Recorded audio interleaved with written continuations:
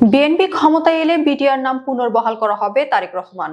BNP ক্ষমতায় এলে মুক্তিযুদ্ধের স্মৃতি বিজড়িত বাংলাদেশ রাইফেলস নাম পুনর্বহাল করা হবে বলে জানিয়েছেন দলটির চেয়ারম্যান তারেক রহমান। একই সঙ্গে তিনি বলেছেন, রাজনৈতিক স্বার্থে কোনোভাবেই সেনাবাহিনীকে ব্যবহার করতে দেওয়া হবে না। শনিবার রাতে রাজধানীর একটি হোটেলে অবসরপ্রাপ্ত সাবেক সামরিক সদস্য ও পিলখানায় শহীদ পরিবারের সদস্যদের সঙ্গে মতবিনিময় সভায় এসব কথা বলেন তিনি। অনুষ্ঠানে তার সঙ্গে উপস্থিত ছিলেন তার সহধর্মিণী ডাক্তার জোবাইদা রহমান। তারেক রহমান বলেন, সেনাবাহিনীর গৌরব ও মর্যাদা ক্ষুণ্ণ হয় এমন কোনো কাজ বিএনপি অতীতে করেনি, বর্তমানেও করে না এবং ভবিষ্যতেও করবে না। তিনি বলেন, বিএনপি সবসময় বাংলাদেশের স্বাধীনতা ও সার্বভৌমত্বের রাজনৈতিক শক্তি হিসেবে কাজ করে যাচ্ছে। তিনি দাবি করেন, রাজনীতির মাঠে বিএনপি শক্তিশালী থাকলে দেশের স্বাধীনতা ও সার্বভৌমত্ব যেমন শক্তিশালী থাকে, তেমনি সেনাবাহিনীর গৌরব ও মর্যাদাও অক্ষুণ্ণ থাকে। অনুষ্ঠানের শুরুতে সাবেক সেনা কর্মকর্তা, বিডিআর শহীদ পরিবারের সদস্য ও সাংবাদিকদের শুভেচ্ছা জানিয়ে আয়োজকদের প্রতি কৃতজ্ঞতা প্রকাশ করেন তারেক রহমান। মতবিনিময় সভায় নিজের অনুভূতি তুলে ধরে তিনি বলেন, সেনাবাহিনী ও সশস্ত্র বাহিনীকে তিনি সব সময় নিজের বৃহত্তর পরিবার হিসেবে মনে করেন। তিনি বলেন, শৈশবে পিতাকে হারালেও বড় হয়ে দেখেছেন তার মা ও সাবেক প্রধানমন্ত্রী বেগম খালেদা জিয়ার মধ্যে সেনাবাহিনীর প্রতি গভীর শ্রদ্ধা ও নির্ভরতা ছিল। তার বিশ্বাস, দেশের স্বাধীনতা ও সার্বভৌমত্ব রক্ষায় একটি শক্তিশালী সেনাবাহিনী অপরিহার্য।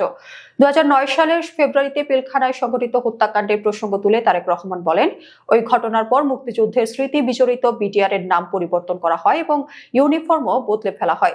তিনি বলেন, জনগণের রায়ে বিএনপি সরকার গঠন করলে মুক্তিযুদ্ধের স্মৃতি বিজড়িত বিডিআর এর নাম পুনর্বহাল করতে চাই। তিনি আরো জানান, ভবিষ্যতে এ ধরনের ঘটনার পুনরাবৃত্তি রোধে সেনাবাহিনীর সঙ্গে আলোচনা করে পিলখানা হত্যাযোগ্য দিবসকে জাতীয়ভাবে গুরুত্বপূর্ণ একটি দিবস হিসেবে ঘোষণার পরিকল্পনা রয়েছে। এটি শহীদ সেনা দিবস বা সেনা হত্যাযোগ্য দিবস হিসেবে পালন করা হতে পারে বলে ইঙ্গিত দেন তিনি। তারেক রহমান বলেন, জনগণ সেনাবাহিনীকে দেশের স্বাধীনতা ও সার্বভৌমত্বের নির্ভরযোগ্য প্রহরী হিসেবে দেখে।